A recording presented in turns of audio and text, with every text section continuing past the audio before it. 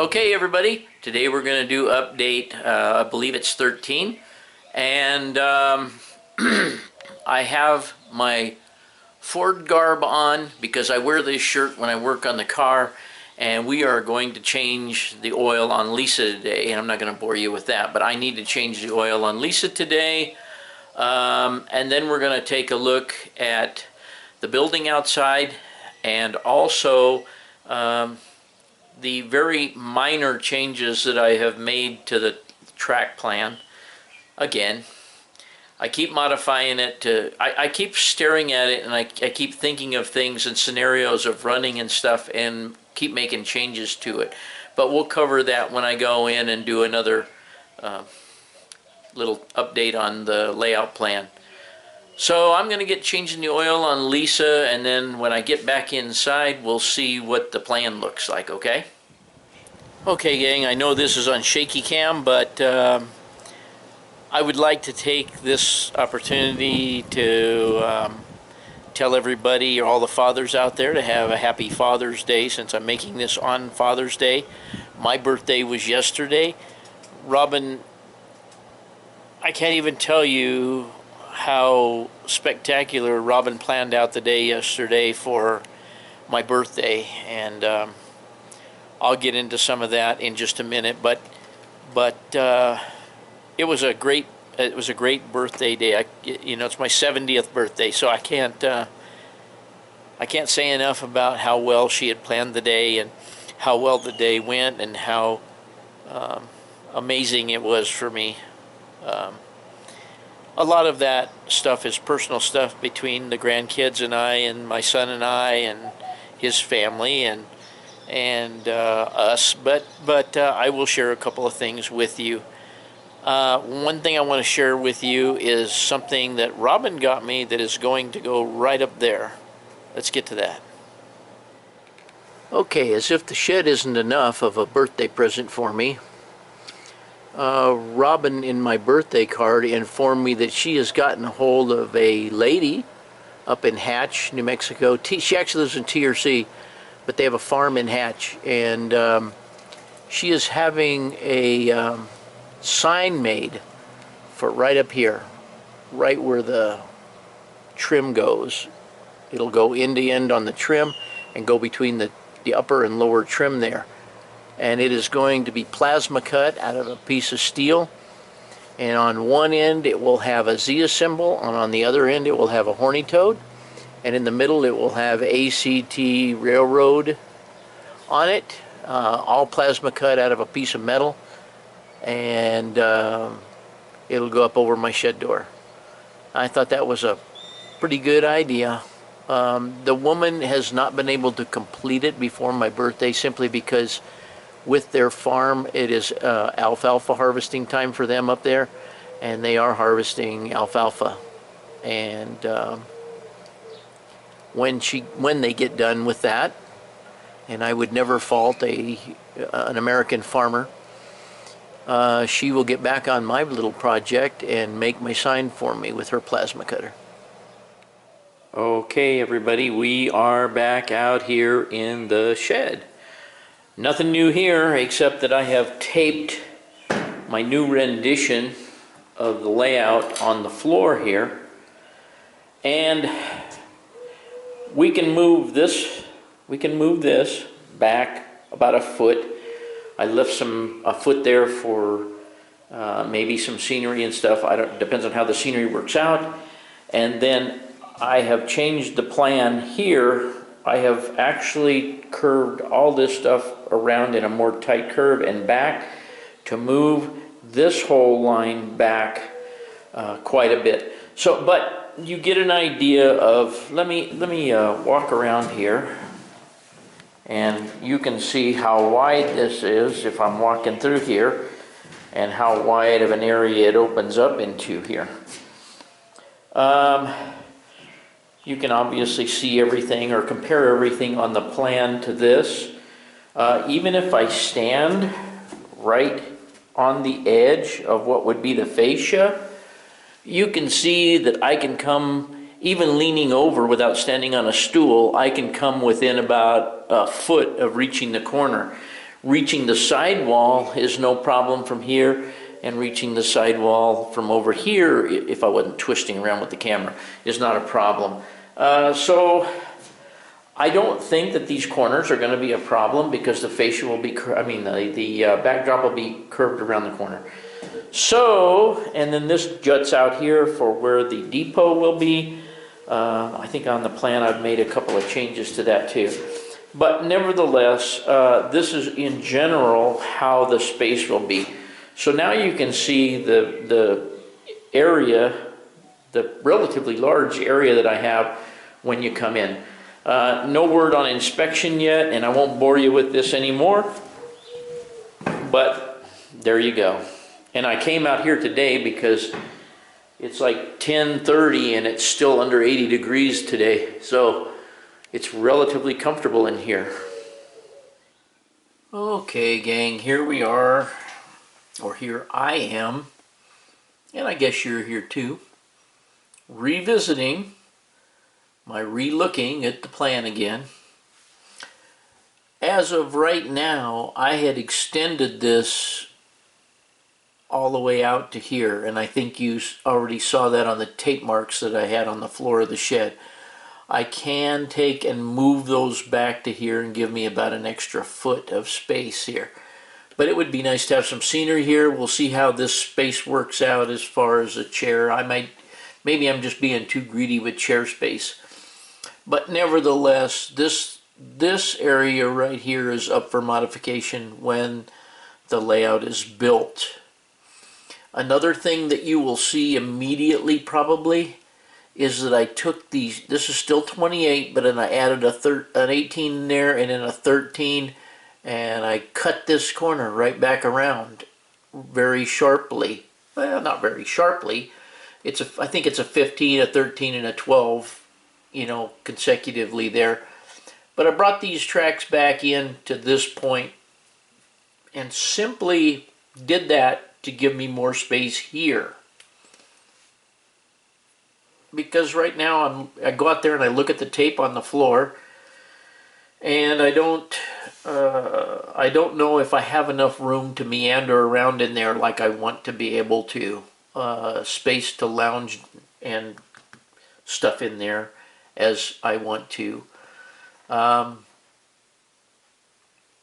We'll see how that works out. This can always be modified. I mean, even if I wanted to later and I don't use this space, I could always extend the table down here and I could go back to what I had. No big deal. Another thing you'll notice is everything is shoved back further against the wall because I took the staging tracks off the track in the back here. And the reason I did that is because I had that suggestion I told you before from one of my guys that posted about putting a track out here along the front edge for the passenger train to stop at the station. Well, I thought, why not make that the staging track, a staging track? And then I thought, well, I can take the other staging track for the other side and put it over here on the other track, so that I have staging track and staging track here, the two main lines going through, and accomplish two things at once there, and give me a lot more space in between right here. And I like this. I got to looking at the layout and I thought, well, you know, it still looks a little track heavy in the yard, but it does give me place to put engines and stuff. If you discount the fact that this is engine facility for the most part over here, that's kind of what I wanted. There's a shop, there's a rebuilders over there, and there is a my two-stall engine house, or my engine house that I have built already. And there is still room for a sanding facility and a fueling facility there. And I've never had, well, I didn't plan in advance for those areas, the fueling and stuff on the other layout. This track right here acts as a caboose track. I took a switch out over here and I actually made the caboose track longer. Another thing I did is I only have one track coming back on the other side of the yard. I still have my maintenance away track going all the way back here for my maintenance away equipment, and I have a one small track out here for miscellaneous cars, caboose, whatever that are being taken off of trains. Same thing here. And I only put one here because then it frees up more area for buildings in here, like I was talking about. If you notice on this, and I know it's really hard to go back and forth between the videos and so forth, but I can assure you that I have taken 9 inches out of every one of these tracks right here and brought this end over here that direction to accomplish a more open look over here. And I like it that way. Basically, this very short track down here, it's got so many switches on and stuff, that's basically a runaround track, okay, for the yard. These 2 tracks would be yard tracks, this would be an incoming train track, or this could be an incoming train track, and one more outer yard track for incoming or outgoing trains that have been built up or are being built up. So, like I said, I'm not really an operations kind of guy, but that looks like it makes sense to me. Over here you will also notice that I've narrowed down to one bridge over here simply because I still goofed around with this corner again. When I brought this in, I thought, you know, too many bridges over there, it looks kind of goofy. This track over here may still be on some kind of like a dirt embankment, abutment or something. I'm not really sure how I'm going to accomplish that. I'd kind of like part of it to be see-through, so some of it may be on some kind of stanchions or something. I'm not really sure how I'm going to accomplish the scenery right there at that point, but it is what it is. I don't know, in honesty, I sit down and goof with it every night. I don't know what else I'm missing that you guys may see on here that I have changed. One other thing that I have changed is right here. I have a track that now turns, goes out here towards the outside or back side of the layout, comes over here, and will tie in where the track is probably only going to be about a 1/2 inch high. So this track will climb about a 1/2 inch to get back, to be able to run a train all the way down the branch line and service the branch line, run all the way around the loop back, and then all the way over here and back out onto the main line, loop around the main line 2 or 3 times, and then come back into the yard if so desired. And it would also allow a train going this direction to exit the main line here, go down here and go around the loop and come back and service the branch line before it returns to the yard. So it's just a little more,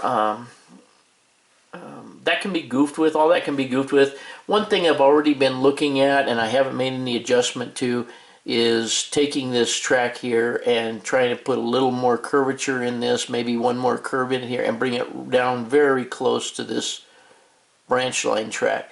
Just so the 2 branch line tracks are very near each other, so it doesn't waste town space, building space, and so forth.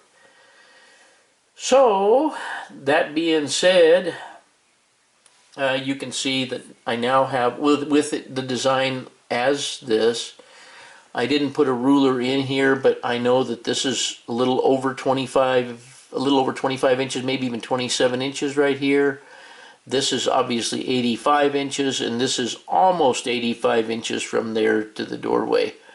So I have a good size space here to be able to have 1 or 2 people in there and meander around, and everything looks quite open in as far as the walking space. And as you saw in the shed video, I actually am able to reach all of this. This might be a little stretch back here, but once this trackage is back here, nothing takes place back here except the train going around an extremely wide radius, which I would never perceive trouble on. This back here is another place where I could obviously solder track if I so desired. so that I never would have to get back there again. Everything else is reachable. Everything here is reachable from this side. Everything else is reachable from this side, and this side, and from the end. This side now cut back is much more reachable. The whole thing is much more reachable. So anyway, that's how it stands right now. Who knows how bored I'll get waiting for the electricians to get here. It's been about a week and a couple of days. Still, I'm not the electricians, I am sorry. The city inspectors to get here and inspect the electric. Of course, we have that new holiday on Monday, and so that'll put it another day back. I don't know when they'll get here, but I'm sure getting anxious for this to happen. And I've said it on the other videos. So that's about it. I mean, I don't have a whole lot to tell you here about this, but thanks for watching, guys. This picture right here was made by Robin's sister and sent to me for my birthday. I thought it was really cool. She did not paint the picture. It's decoupaged on. I don't know where she found the paper or the picture. Decoupaged onto a piece of wood, and then she painted the stripes on each end of it. And she told me that that's designed to represent railroad tracks, and I like it. So it'll be hung in the train room. And now we're going to move to one other thing. Okay, I know this is a little hard to see back here, and I know it's sideways. But if you look closely at it, if I turn this way, if you look closely at it, each one of these pieces of metal, each one of these spikes and pieces of indiscriminate metal has a date on it. And what those dates, the pieces of metal in themselves do not mean much to anybody, but what the two kids did for me is, we used to, when they were really little, we'd take them out to the railroad tracks. They just pick up any piece of metal that looked like it was train related, and we hauled back tons and tons of metal over the years when they were little.